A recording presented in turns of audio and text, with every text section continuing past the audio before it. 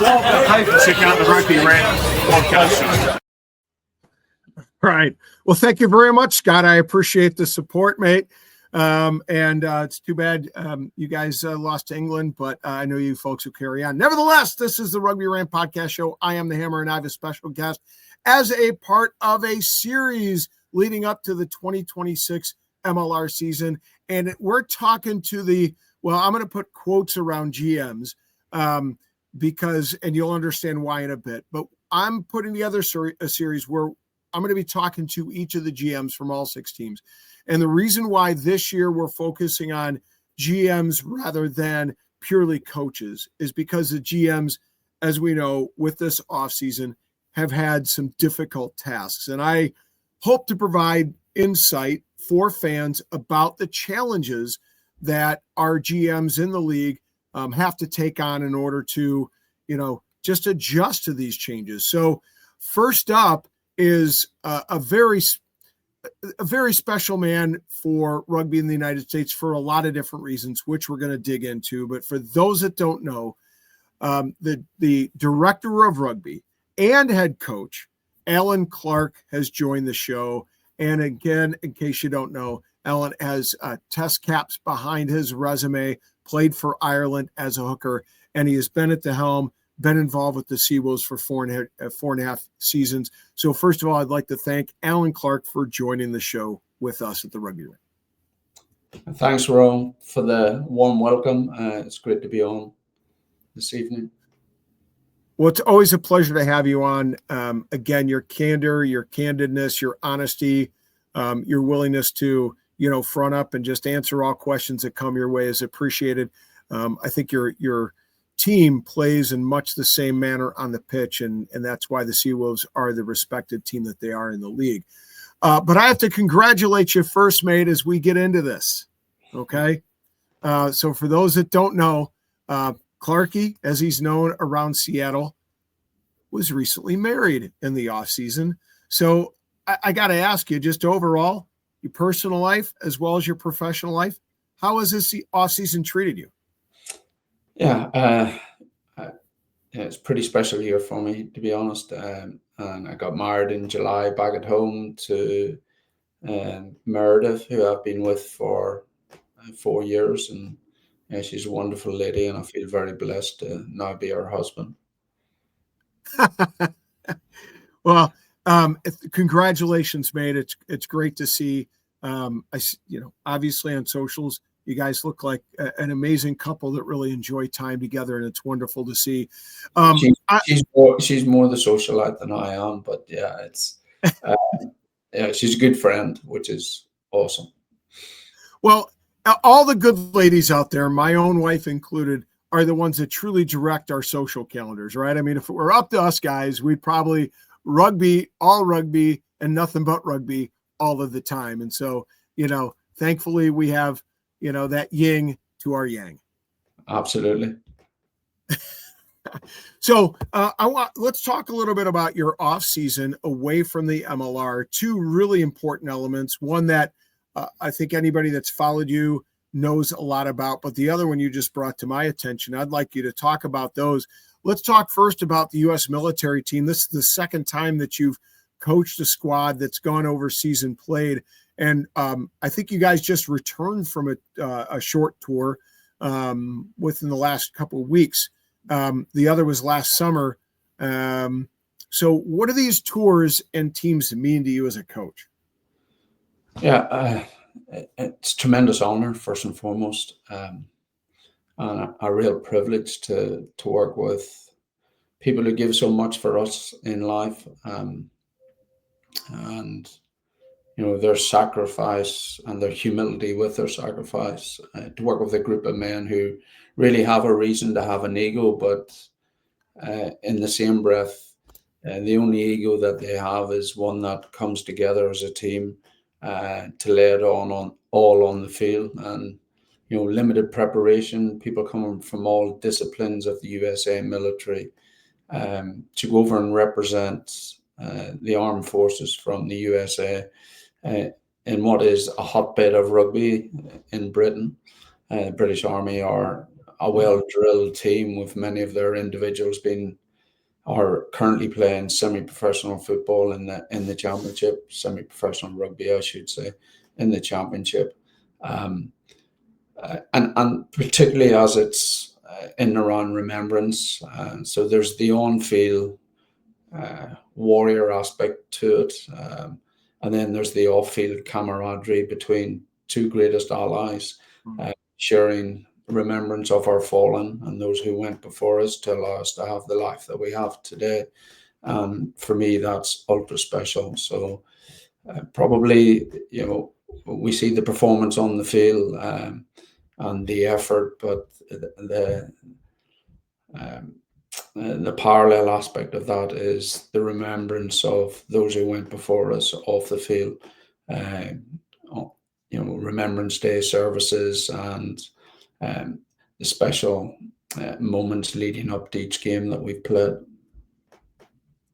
It's truly something special, and I'm glad that it's been a while since these tours have taken place, if I'm not mistaken, but recently, obviously, with its resurrection, it's really taken on a new meaning. And two guys that joined the squad this time were Colin Gross and Doc Ire. Doc's quite the character. Yeah, first time I had the opportunity to work with him. He's a real leader. He's a good rugby player. He's a top individual. He's hard as nails and doesn't take a backward step, and yet he's coachable. And Colin Gross is a younger member of the armed services. Obviously, he's currently playing for Old Glory, and we appointed him as captain of our senior team, and he led admirably on the field.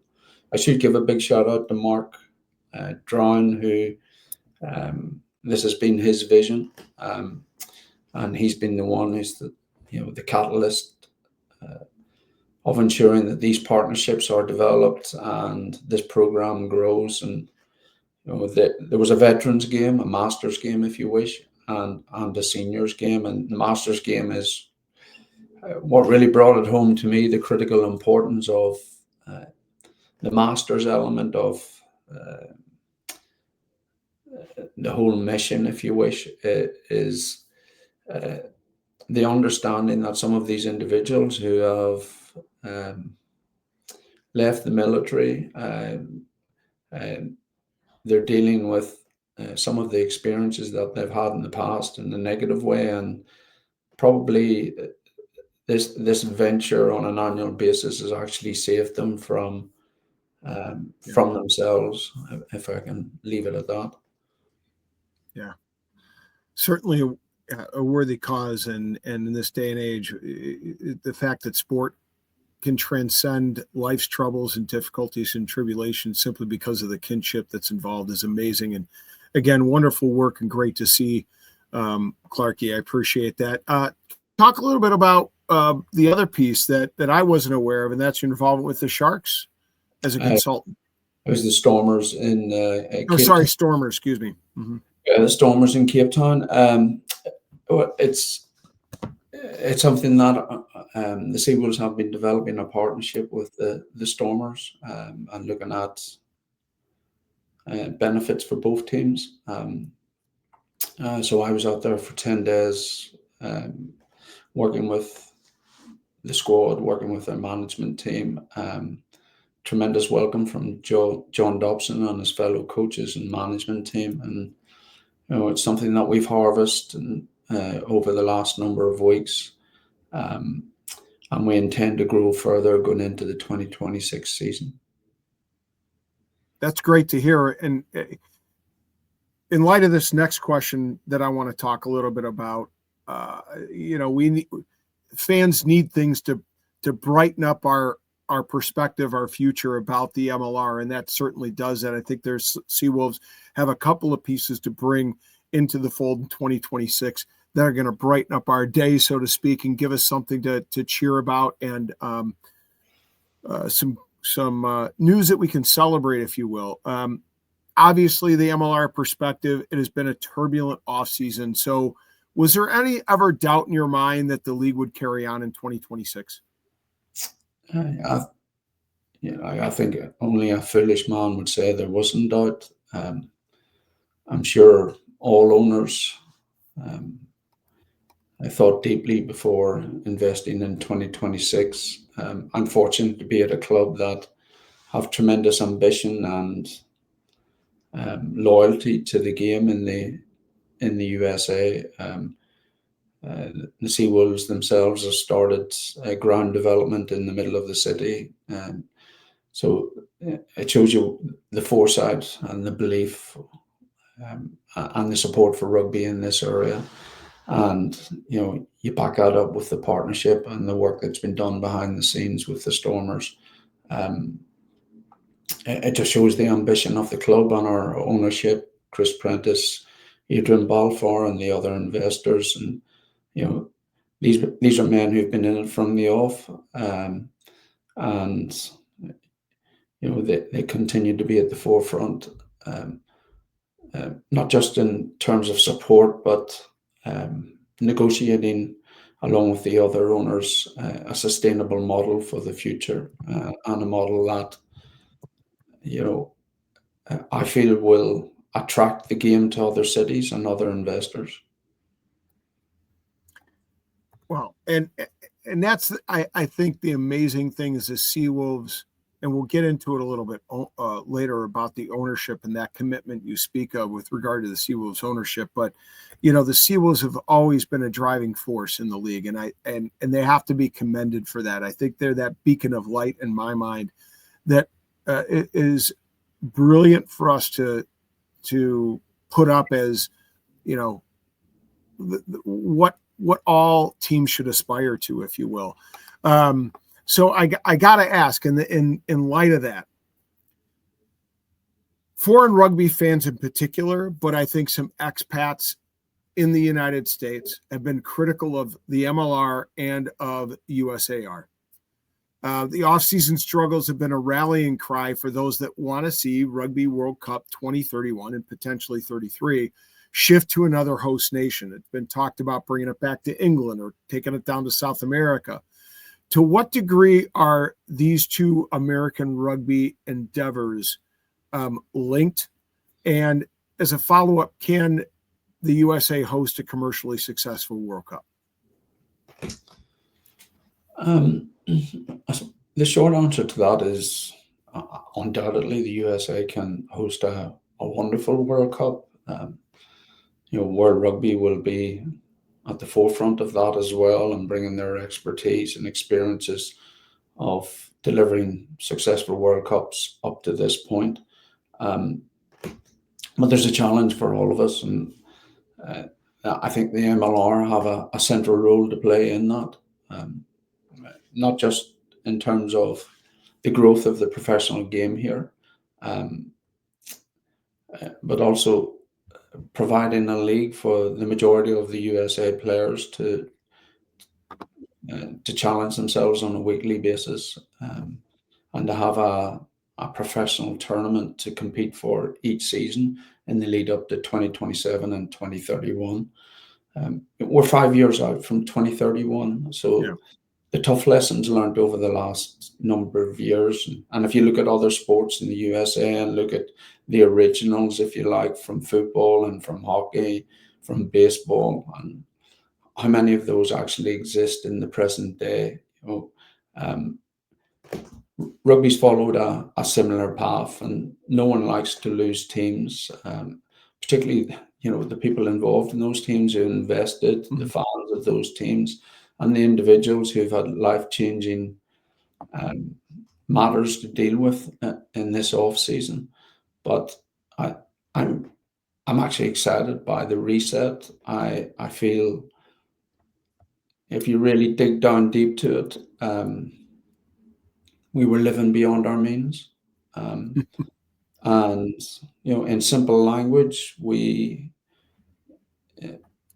if you look at salaries, housing, and cars, and package that, and compared to some of the top leagues in the world, we had players a lot of players probably earning more than other countries. And those benefits take their toll at the end of the day. They escalate. Price points are going up all the time. So the reset has been required to ensure that we do have a sustainable model, a model that owners will still likely lose money on, but a model that's much more justifiable to them for the growth of the product in the future. It's interesting. A lot of what you talked about and kind of segued to is what I want to get into here with this next question. But before I do, I think it's real important, talking about Rugby World Cup 2031. Somebody complained that it just wouldn't generate the revenue, and I had to think about it. I'm like, we have 380 million Americans.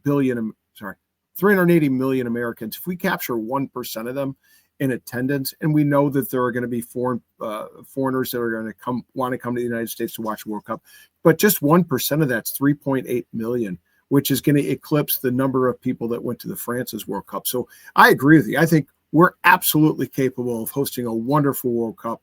And I hope with the knowledge, as you spoke of World Rugby, that we can benefit from that, learn from that, and host a great event. But having said all that, let's talk about that second component that you mentioned that I think is worthy and what we really want to dig into. The remaining MLR owners, and there are 6 now, or ownership groups, have strategically shifted their focus to an American-centric league. You mentioned it. We've got all these American players that are playing in a domestic league, high levels of rugby. Much like when it was formed in 2017 and playing its first matches in 2018. 2 questions here. I'll ask the first one. In your mind, you talked a little bit about this. Did the league expand too fast, or did some owners not sign on to the comprehensive vision that this league was founded on? Yeah, obviously, I'm crystal balling a little bit, which is something I don't really like to do, but it strikes me that possibly some teams threw a lot of effort into, or put a lot of effort into winning the Shield, and for whatever reason, that exhausted investment, and maybe the passion and the desire to keep going for another year. I'm fortunate to be at a club where, yes, we want to win, and I have owners who are desperate to win, trust me, and certainly I come from that same mindset. However, it's about doing it in the right way. I keep using the word sustainability. It's going to make sense. I feel all the clubs that are left, all the people that work for those clubs, GMs in particular, along with the owners, are now the guardians of the game in the USA, the professional game in the USA, and it's important that we adhere to the regulations. And you've got a choice. I believe that we either adhere to them or we risk dissatisfaction from other teams, and as a result of that, we don't have a league in the near future. It's funny. I was talking to Maggie this last weekend in the Midwest Championships, and we were speaking about another matter, but it was closely related to personnel and building a roster and all the things that I want to get into here in a moment. But he kind of danced around the same kind of concept, and it's kind of leadership with values, right? Moral, ethical leadership. And as I hear you say what you just spoke of, it really it speaks to the same mindset that the idea of guardians of a game, that there's a moral, ethical, and value-based leadership that has now taken a hold, that reset that you mentioned before. And I think that's what fans can latch onto as a successful result of this big shift and change. I have to ask, you mentioned the ownership from the Seawolves. They've won 2. The Seawolves have won 2 championships. They've gotten to the final. You yourself took them to the final in one other season. Two other seasons. Sorry, my apologies. Got to give you your due, 2. But what does this say, that the fact that the Seattle ownership, as a lone original team, is still in the game? What does this say about the ownership group that that you represent, that you are, taking their vision onto the field? Fundamentally, they believe in the long term, but they're smart businessmen, and they're invested in the people who are involved in Seattle Seawolves, and that's fans, as well as players and staff.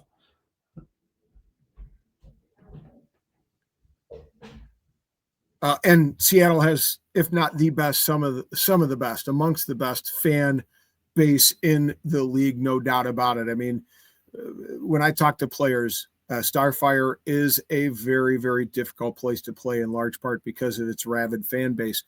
Let's turn our attention to your role. We talked about it earlier. You're both the director of rugby and the head coach of the Seawolves. 2 questions off of this. I'll ask them independently. What are the biggest challenges to taking on both of these roles? Yeah, that's a good question. It's one I reflect on quite often. I think the starting point is actually the benefit, and the benefit being you're invested in the recruitment of the individuals that you're bringing in to allow you then to be successful as a head coach. So I suppose for me, it's I don't want somebody else choosing my wife for me. I want to be, if I'm going to be held accountable for results, I want to be the person that's building the roster. I also believe, or the ownership believe, I have the skill sets from previous positions around the world, particularly with Ireland in recruitment. And we feel we've recruited well in the main over the seasons. You're always trying to strive for perfection in that world. But leading into 2026, we believe we've put together a tremendous roster, a roster that can be in the conversation at the end of the season again. And we're excited by that, even though it's been challenging. I suppose if there's one aspect of it which requires good management, it's when you're dealing with the tough conversations, when you're dealing with price points and negotiations, and then you're asking people to go to the well for you on the field. You've got to get that. You've got to get that right. And for me, being honest with the individual is the critical piece. It's interesting in that what you seem to enjoy, and correct me if I'm wrong, what you seem to enjoy most about both of the roles being brought together and executed by yourself is, it sounds like, again, going back to the investment in the individual, is that you're okay with taking the with taking that responsibility on, with saying, I'm going to recruit the players that I want on the pitch. And if things go awry, it's on me. It's on my shoulders. It's my responsibility. Whether it's good and the championship are won, or whether it's a tough year and there's some, rethinking needs to be done. I can appreciate that. Yeah, absolutely. That's fundamentally my approach to it. Obviously, you consult with other people within your management team, and have good relationships around the world with other coaches and agents. So you lean on them for extra insight regarding individuals, and I like doing my homework. So it's an aspect of the job I really enjoy.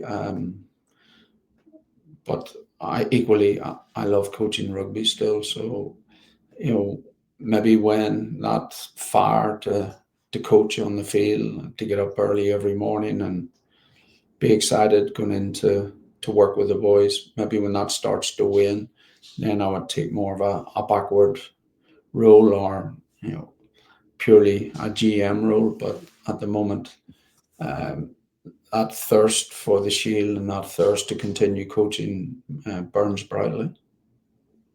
So you can appreciate both and enjoy both the macro as well as the micro. That's an interesting perspective. I only think back to the NFL and the Dallas Cowboys did a recent documentary. I don't know if you've seen it, America's Team, and it really focused on Jerry Jones. But in that docu, you really get a sense for, Jerry Jones, and at the end of the day, Jimmy Johnson collide and kind of at the end of the day, because there's some egos involved. Not that you have an ego, but what I'm saying is you don't have to worry about that. You're willing to accept the risk and the reward of taking on both roles, and willing to accept the responsibility of that. Like I said, I can appreciate it. It's God, it would be a lot of pressure for me. Did you ever feel that? It's kind of you to say I don't have an ego, but everybody has an ego, and if you're a coach, you've definitely got an ego. It's just how you manage it. But like simple analogy, it's buying your own ingredients to make the best dish that you can present to the crowd that come along to taste. And yeah, I want to make sure I buy the best. Gotcha. All right, so we've been talking about some of the nuances that 2026 will bring.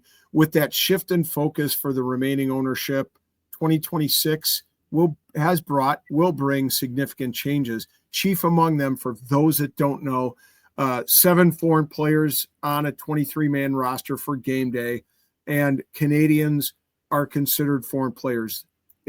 These are the 2 biggest changes, along with some other pieces. But let's talk about those. How will this impact roster management for the Seattle Seawolves? Yeah, there's been, I would say, considerable adjustment in our squad for 2026, primarily driven by the changes to the regulations in around building a squad for 2026, but also certain individuals whose lives have changed. They're overseas players who are engaged, or they've got children now, married players who've been blessed with added additions to their family. For others, maybe some illness with a family member. So there's been that element of recruitment in relation to those players retiring from the game or choosing not to come back to the USA. You have those players who have retired, and then you have your group of players, or a section of your squad, where you have to remodel based on a reduced number of overseas players. We're likely to carry 9, and that's a drop from, say, 16 or 17. So that's considerable, and there's no doubt there were tough conversations with every individual who we weren't able to bring back for 2026. But to a man, the level of understanding was high, and we feel we dealt with it, each individual, in the right way. We spoke often via video call, as well as following up with a thank you from the team before the official documentation from the league. Again, how we present ourselves as a club is really important to us. And even in those tough moments, I feel it's important that we speak man to man. And then there's the other element to it, which of course is the challenge and the excitement of building a roster for 2026. So you're trying to balance the chemistry of your squad and the strength of your squad based on reduced overseas players and a remodeled salary cap for 2026 also. So let's get into what we can talk about at this juncture. For folks that are watching, we're talking about late November, just on the eve of Thanksgiving by a week. So there's only so much that I can and we can ask Clarke to reveal at this juncture because we know he has to hold his cards close to his vest, because we don't want to see any teams have to compromise, their social media team or their PR teams. So we're going to stick with what we know, or what Clarke is willing to share with this juncture. But let's talk about what we know first. One of the big, I think, interesting things has nothing to do with a player. It has more to do with the ownership group. Obviously, Marshawn Lynch took an interest last season. It's that's a good crossover piece from another sport that clearly carries a lot of weight in the Seattle area in particular, a name of significance. But also NBA All-Star Paolo Blanchard just announced this last week that he will be, he would be in the ownership group, or he's joined the ownership group. I got to ask you, what's his attraction to rugby and the Seawolves specifically?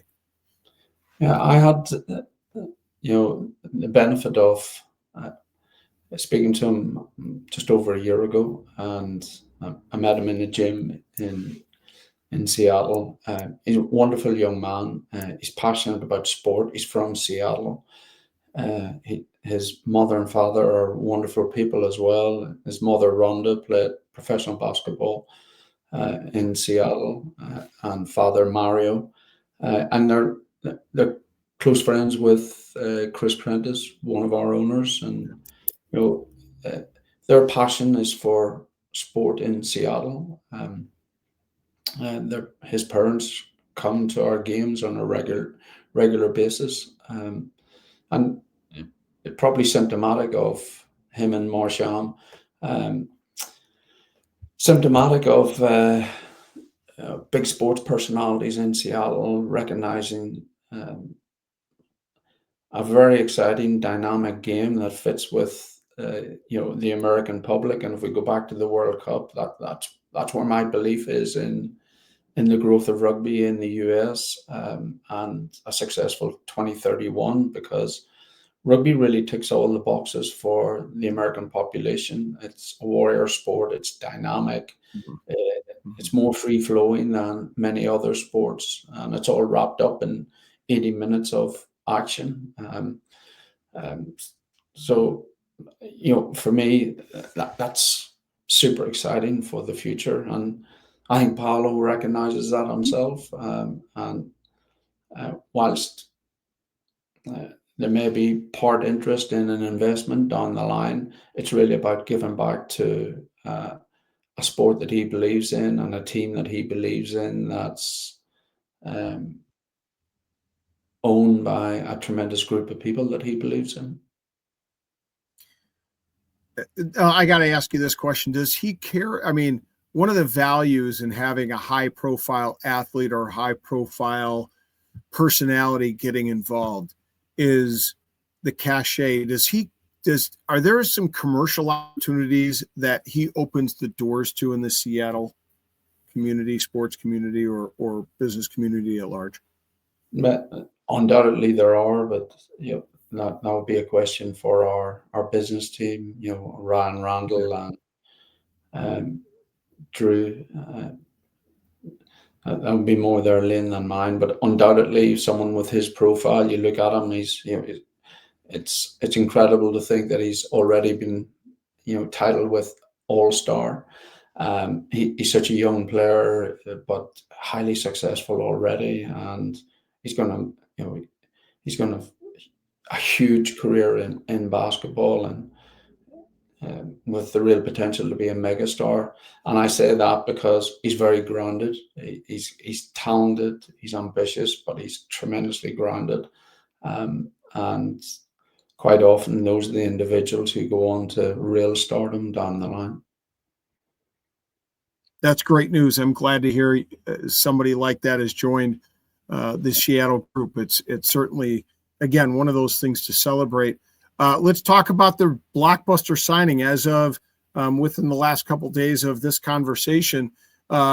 Glasgow and Edinburgh center Mark Bennett comes with him some Scottish caps as well. I think 32 caps or somewhere around that number. What is he going to bring to the Seawolves? Yeah, I've been speaking to Mark for some time, even before the changes in the regulations in relation to building a squad for 2026. I was hugely impressed with him.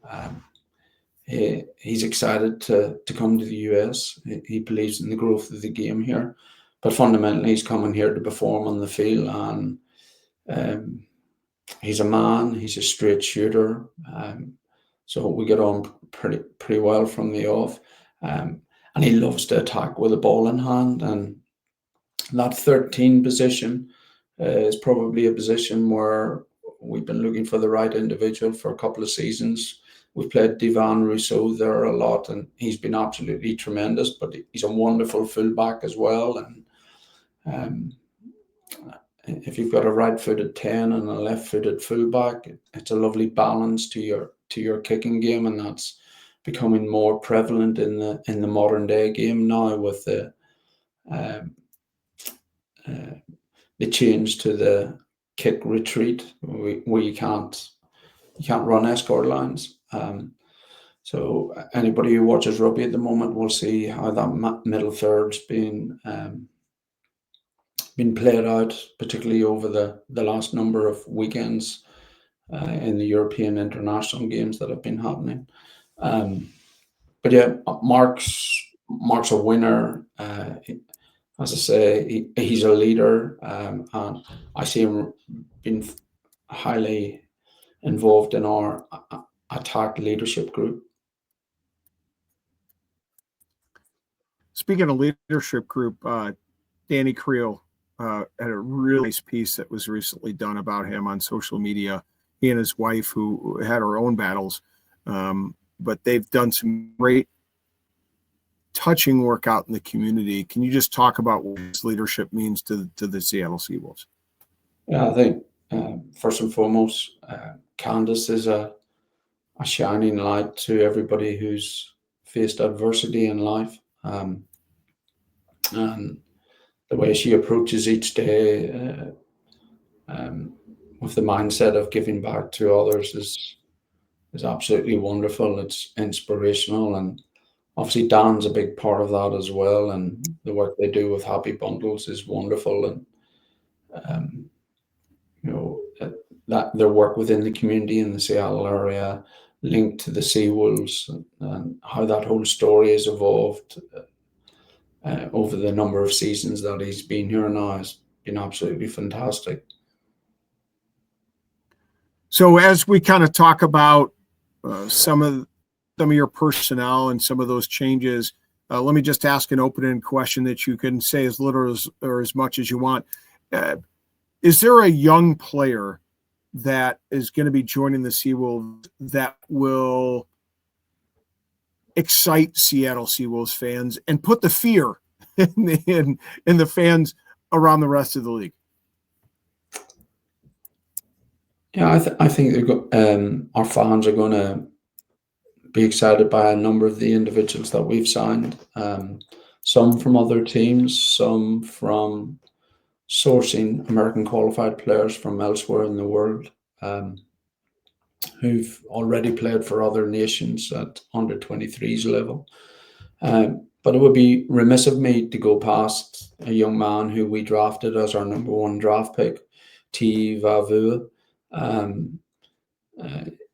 He's a product of Central Washington University. He's a local boy to Seattle, and we made it a very concerted effort to ensure that he would join us for 2026. And yes, it's his first year in the professional game, but just speaking to him and what other people think of him, I'm looking forward to seeing him compete with some top quality back rowers that we've signed for 2026. That's great to hear. I got to ask you, with a guy like Tia, do the local products from like Central Washington or guys that have been developed out of some of the D1 men's clubs? I know that doesn't happen as frequently as we'd like to see, but do those players get a lot of attention from fans because they are in fact local products? Are you finding that? Yeah. There's a real enthusiasm and excitement about it. I suppose the title of being a professional sportsman in the USA has a greater grandeur to it than possibly other parts of the world. And I have some views on that in and around the whole collegiate system.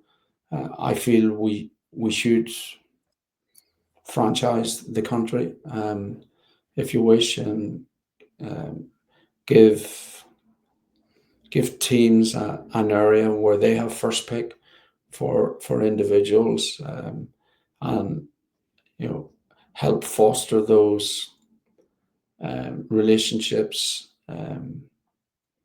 so that more individuals from the local area are playing for their professional side, if you wish.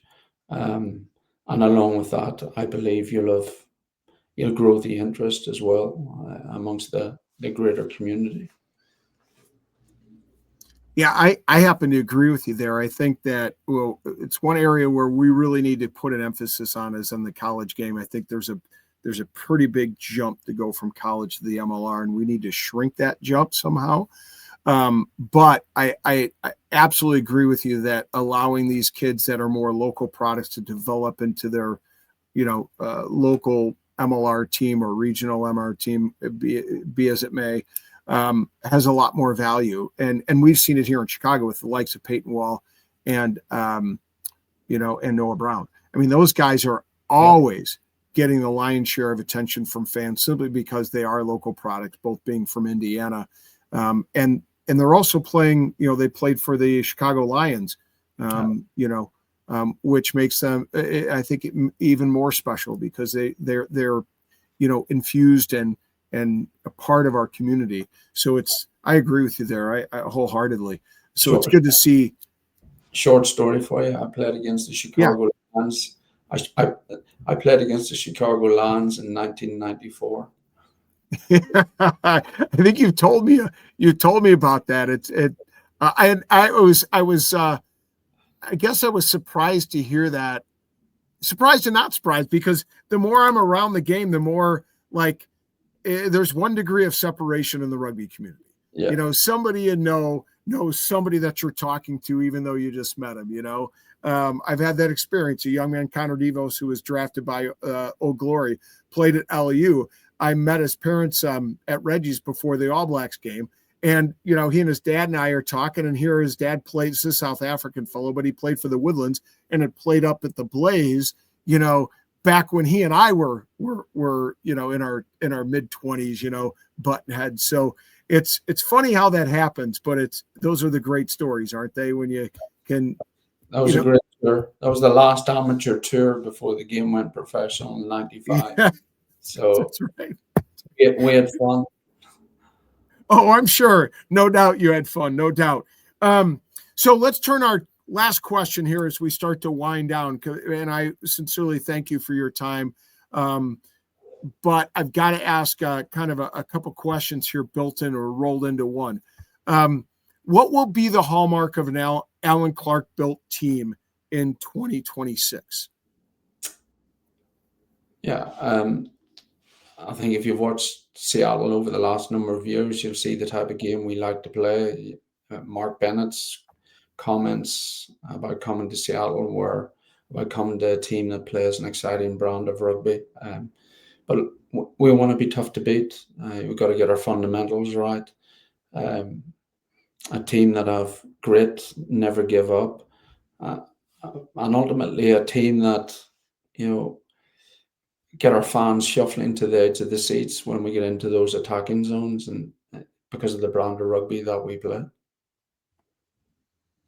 Okay, so I got to ask, just the last question here is a follow-up to that. So, as we put together these pieces, you have to change, adjust, sculpt, mold your roster. You have to find who's going to work into your roster, who's going to fit personnel and personality-wise. So the eternal coach's question, do you adjust? And I know coaches don't wholesale change their style. That's just not the way coaching works. But I guess what I'm saying, do you tweak adapt or adjust your style to fit players that you brought in? Or do you exclusively go, hey, look, that Mark Bennett, this is the guy, this is his style represents the way I want to see our Seattle Seawolves play? Which is it? Yeah, I think, the way I see it is I aim to recruit players who suit my philosophy as a coach.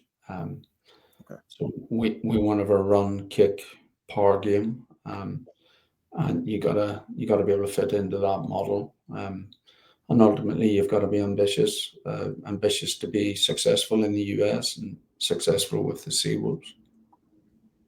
Outstanding. So I'm sure the Seattle fans are excited to hear that when they come to the park, that they're going to be entertained every single game. And that excites me. That excites me, not only for the Seawolves fans, but also for USA Rugby. And, I say this all the time. I'd like this to continue to see us develop American coaches. And by that, I don't mean American born. I mean individuals who are committed to the American game, somebody like you. In spite of, obviously you bring your Irish heritage to the United States, your Irish, your acumen, your background, but it's clear that you have made a commitment to putting your stamp on American rugby and, really investing in American rugby. And I appreciate that. And I applaud it. And I thank you for that, Clarke. Deep down in my heart, I love guys like you because you want to see the game grow here in America because you see what it can be. So thank you, sir. I really appreciate that, Rob. I'm very blessed to be working for Seattle Seawolves, to be working for the ownership and with the ownership that own the club. And obviously from a personal perspective, the fact my wife's here as well makes it important that we continue to be successful, or I continue to be successful with the Seawolves. 100%. So once again, I'd like to thank you, Clarke, for joining the show. You're going to be the first in what is going to be the series of 6 conversations, sitting down with the director of rugby / coach, but with the other GMs and just talking about how to manage rosters, how to manage these new adaptations in the league, and what fans can expect to see in 2026. So once again, thank you very much, and I hope you continued success with the military endeavor, the military rugby endeavor, continued success in your new nuptials, in your marriage, and in your family life, and of course, continued success with the Seattle Seawolves, unless they're playing the Chicago Hounds. It used to be, yeah. That's what sport's all about, Rob. You gotta have the rivalry. So the good thing 100%. Is we can shake hands afterwards. Yeah, 100%. But I can't wait to catch up with you when Seattle rolls into town. But until then, good luck in getting the season started. And we'll see you sometime in 2026, mate. Yeah, it's been an absolute pleasure, Rob. Love the work that you're doing. Thank you, sir. All right, folks, that's it. We got the GM Talks number 1 down and in the books. We want to thank Alan Clarke for joining us, but stick around and come back and visit wherever week as we approach the season starting in January. We're going to bring you conversations from across the league so that you can find out what the latest is happening in your club or around the MLR, where we aim to grow rugby, one fan at a time, but it's only with support from you, the fan. So drop us a line to tell us what you want to see. Tell us what your favorite moments are, but give us a like, give us a view, give us a follow. We appreciate it on all the socials. Thank you, Alan, for joining. And we'll see everybody at the